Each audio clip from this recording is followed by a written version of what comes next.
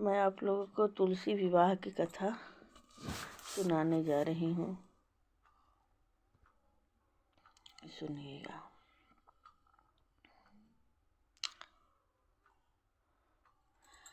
तुलसी विवाह की विधि।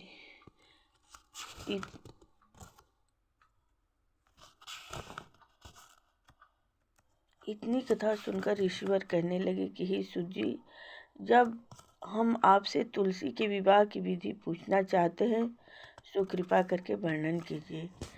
ऋषिवरों का यह वाक्य सुनकर आनंद में मग्न हुए श्री सूत जी कहने लगे कि हे मुनीश्वरों, अब मैं आपके सामने तुलसी जी के विवाह की विधि का वर्णन करता हूँ, इसलिए आप सावधान होकर सुनिए। सुनने का कष्ट करें। जब उत्तरायण रवि हो, गुरु शुक्र का उदय हो, विवाह के नक्षत्र हों और विशेषकर पूर्णिमा हो अथवा कार्तिक का महीना व भीष्म पंचक हो, तब तुलसी का वन में व अपने घर में सुंदर मंडप और उत्तम हवन कुंड के सहित मनोहर वेदी की रचना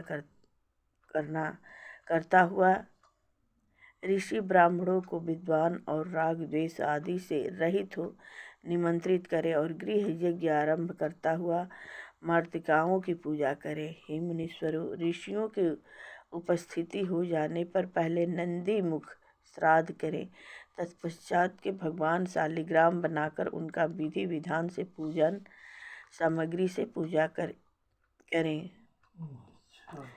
तुलसी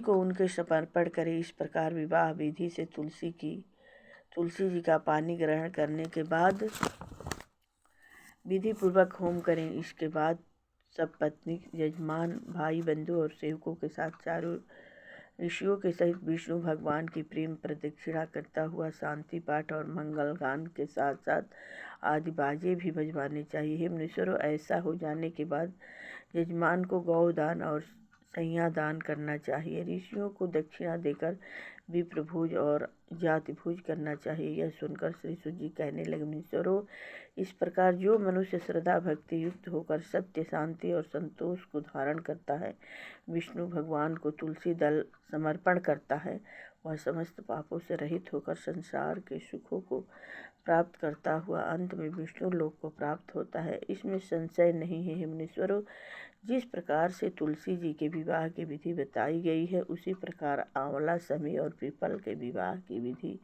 समझनी चाहिए। प्रेम से बोलिए मंगलमय भगवान की जय हो। जय माता तुलसी की जय हो।